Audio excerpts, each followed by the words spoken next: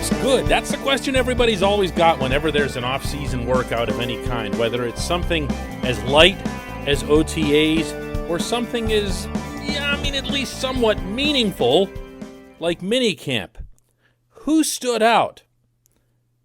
I've got one name for you, and boy, does it matter. Good morning to you. Good Tuesday morning. I'm Dan Kovacevic of DK Pittsburgh Sports.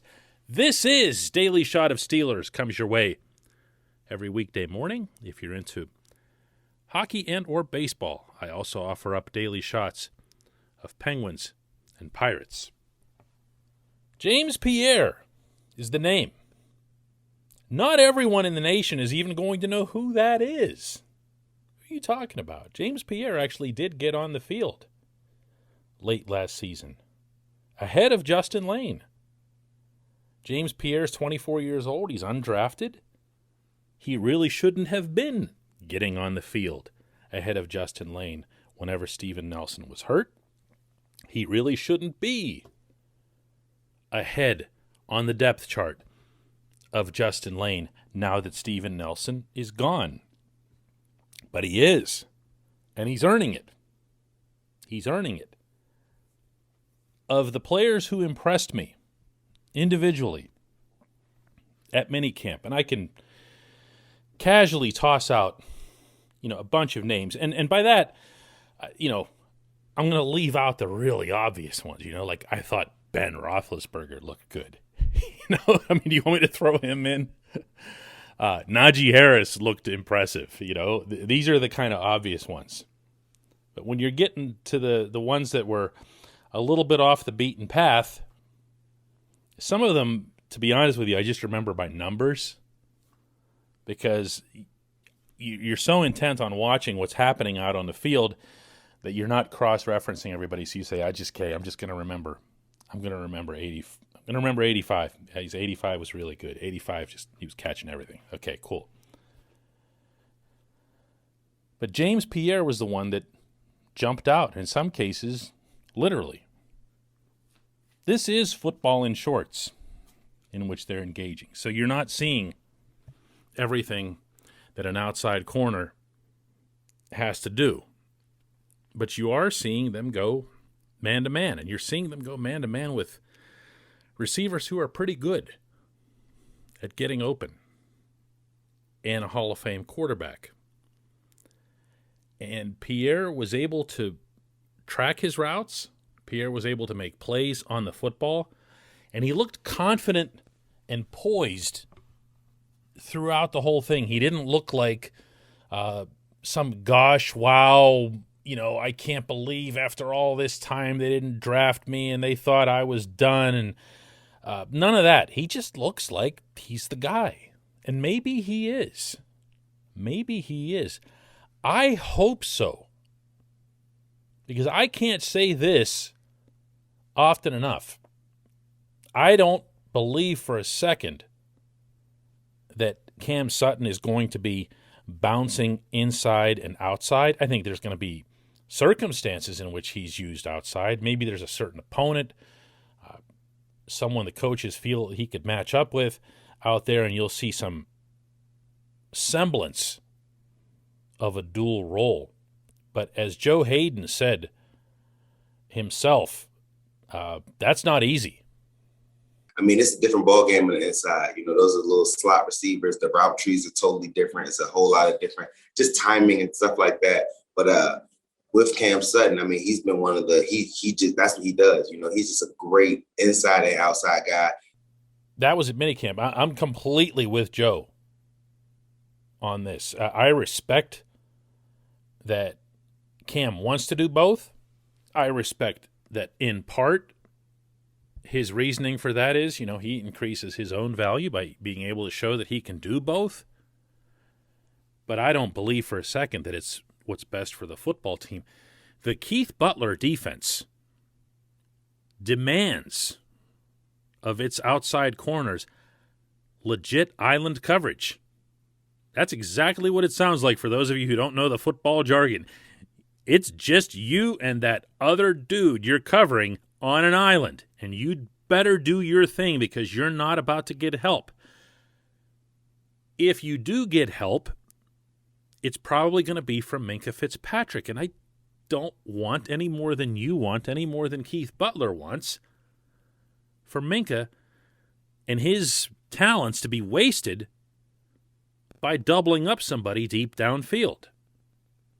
Minkah's infinitely more valuable if he's making his own independent reads and making plays on the football, making that Minkah magic happen.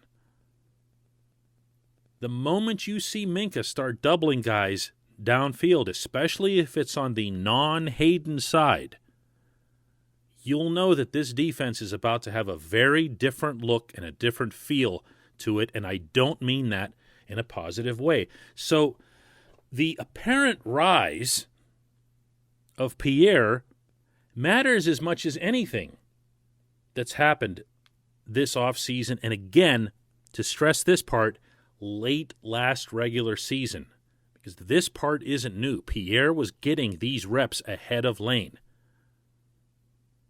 Now, Lane can still come in and do his thing and win the job and whatever else here, but there's no question here.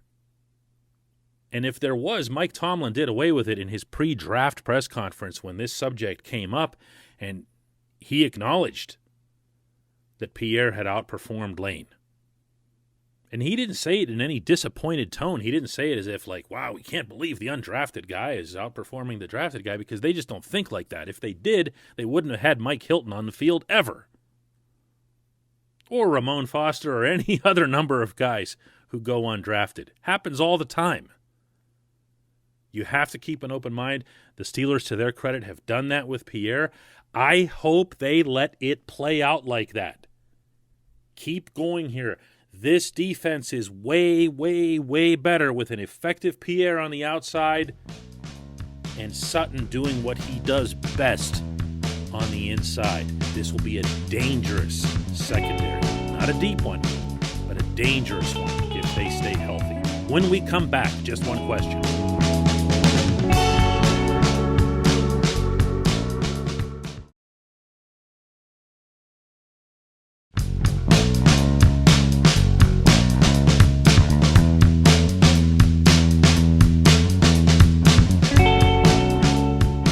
Welcome back. It's time for Just One Question, and that's always brought to you on this program by the personal injury law firm of Luxembourg, Gardner, Kelly, and George. They represent people who are hurt in car accidents, who need assistance with workers' comp, who filed medical malpractice claims. LGKG is how the law firm goes by.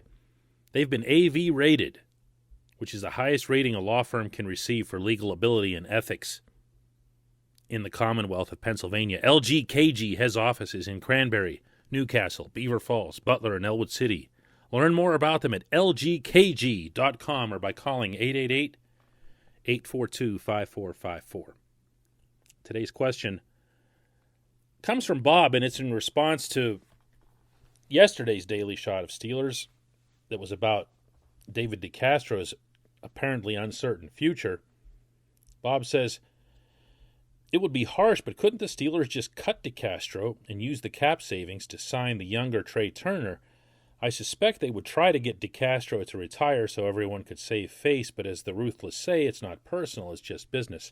Well, to start off with a little bit of a correction here, Bob, the last thing DeCastro would want to do is to retire, whether it's to save face or anything else, because he'd give up everything. Like, he's due $14 million. He's not just going to retire. There'd have to be something that's worked out. Could the Steelers cut him? Yes. They could cut him, and they could apply the cap savings to Trey Turner, who probably to that third edge rusher they're looking for, probably toward that third safety that they're looking for, and you would think that that would make them a better team. Maybe, but maybe not. And that's where this gets a little squirrely, because this offensive line has 4 positions right now that have been decreed by the head coach to be open. Left tackle, left guard, center, and right tackle. Now, we know who the participants are. We know who's most likely to win those jobs. But the fact that 4 of the 5 are open and that the one that isn't open is DeCastro's tells you how strongly they feel about not wanting him back, but needing him back. I keep saying this about Dave, but there's no doubt in my mind he was hurt, possibly significantly so, and chose admirably to play through it. A chest injury and a knee injury. And he just kept going. Was he at his best? No. Was he trying his best? I would certainly default into that mode.